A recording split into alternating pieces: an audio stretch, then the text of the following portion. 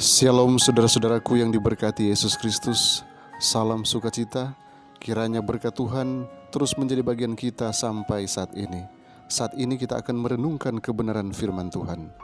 Judul renungan kita saat ini ialah Buku-buku catatan di sorga. Mari kita minta tuntunan kuasa sorga. Kita berdoa. Bapa di sorga, kami membutuhkan tuntunan-Mu. Kiranya boleh menjadi bagian kami, sehingga kami boleh mengerti akan setiap firman yang siap kami pelajari saat ini. Terima kasih untuk jaminan yang Engkau berikan bagi kami lewat kehadiran Roh Kudus-Mu di dalam hati kami masing-masing. Dalam nama Yesus, amin. Ayat inti kita hari ini diambil dari Daniel 7 ayat yang ke-10. Firman Tuhan berkata, "Duduklah majelis pengadilan dan dibukalah kitab-kitab." Saudaraku, dalam upacara bait suci di dunia ini, hanya mereka yang datang ke hadirat Allah dengan pengakuan dosa dan pertobatan, dan yang dosa-dosanya melalui darah korban dipindahkan ke tempat kudus, yang mendapat bagian dalam upacara pendamaian pada hari itu. Jadi, pada hari besar pendamaian yang terakhir dan pada pengadilan pemeriksaan, kasus yang akan dipertimbangkan hanyalah mereka yang mengaku umat Allah. Pengadilan orang-orang jahat adalah pekerjaan terpisah dan tersendiri, dan akan terjadi pada waktu kemudian. Karena sekarang telah tiba saatnya penghakiman dimulai, dan pada rumah Allah sendiri yang pertama-tama dilakukan. Dan jika penghakiman itu dimulai pada kita, bagaimanakah kesudahannya dengan mereka yang tidak percaya pada Injil Allah? 1 Petrus 4 ayat 17. Buku-buku catatan di sorga, di mana nama-nama dan perbuatan-perbuatan manusia dicatat, akan menentukan keputusan pengadilan itu. Nabi Daniel berkata, "Lalu duduklah majelis pengadilan dan dibukalah kitab-kitab." Pewahyu menjelaskan pemandangan yang sama, menambahkan, "Dan dibuka juga sebuah kitab lain, yaitu kitab kehidupan. Dan orang-orang mati dihakimi menurut perbuatan mereka, berdasarkan apa yang tertulis di dalam kitab-kitab itu." Wahyu 20 ayat 12. Kitab kehidupan berisi nama-nama semua orang yang sudah pernah memasuki pelayanan Allah. Yesus menyuruh murid-muridnya, "Bersukacitalah karena namamu ada terdaftar di sorga." Lukas 10 ayat 20.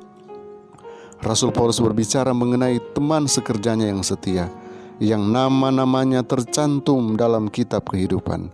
Filipi 4 ayat 3. Daniel memandang kepada suatu waktu kesesakan besar seperti yang belum pernah terjadi, menyatakan bahwa umat Allah akan diluputkan, yakni barang siapa yang didapati namanya tertulis dalam kitab itu. Daniel 12 ayat yang pertama. Dan pewahyu mengatakan bahwa mereka yang tertulis namanya di dalam kitab kehidupan anak domba itu saja yang boleh memasuki kota Allah. Wahyu 21 ayat 27. Sebuah kitab peringatan ditulis di hadapan Allah, dalam mana dicatat perbuatan-perbuatan baik mereka yang takut akan Tuhan dan bagi orang-orang yang menghormati namanya. Malaikat 3 ayat 16. Kata-kata iman mereka, perbuatan-perbuatan kasih mereka dicatat di sorga. Nehemia merujuk ke sini pada waktu ia berkata, "Ya Allahku, ingatlah kepadaku, dan janganlah hapuskan perbuatan baik yang telah kulakukan terhadap rumah Allahku." Nehemia 13 ayat 14. Di dalam kitab peringatan Allah, setiap perbuatan kebenaran diabadikan. Di dalamnya dituliskan setiap pencobaan yang dilawan dan ditahan, setiap kejahatan yang dikalahkan, setiap perkataan lemah lembut yang diucapkan. Semuanya dituliskan dengan setia menurut waktunya. Dan setiap tindakan pengorbanan, setiap penderitaan dan kesedihan yang ditanggung demi Kristus, semuanya dicatat. Alfa dan Omega jilid 8 halaman 502 dan 503. Kiranya Tuhan memberkati kita hari ini. Mari kita berdoa.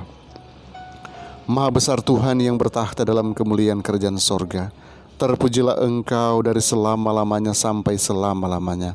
Hanya Engkaulah yang patut diagungkan dan dimuliakan, karena Engkau tetap menunjukkan kasih setiamu bagi kami.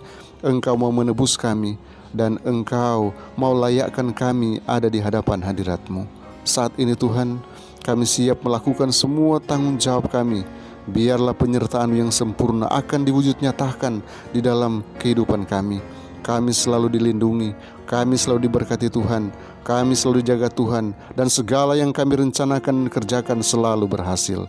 Oh Bapa di sorga, hamba datang dan mendoakan anak-anak Tuhan yang sedang mendengarkan channel ini. Kiranya berkat surgawi menjadi bagian mereka semua. Kiranya mereka selalu dituntun ke dalam segala kebenaran. Apapun pergumulan hidup yang mereka alami, Tuhanlah solusi dari semua permasalahan pergumulan yang mereka hadapi, dan mereka akan mendapatkan sukacita hanya di dalam Tuhan. Bahkan hamba juga berdoa untuk umat-umat Tuhan, biarlah mereka senantiasa diberkati dalam segala kelimpahan berkat surgawi menghadapi COVID-19, menghadapi berbagai macam tantangan hidup di akhir zaman ini. Siapkan kami Tuhan, sehingga ketika hari Maranatha tiba, kami semua boleh siap bagi kedatangan-Mu. Terima kasih Tuhan, karena hamba boleh datang dan menyerahkan kehidupan umat-umat Tuhan hanya di dalam nama Yesus Tuhan dan Juru Selamat kami. Amin.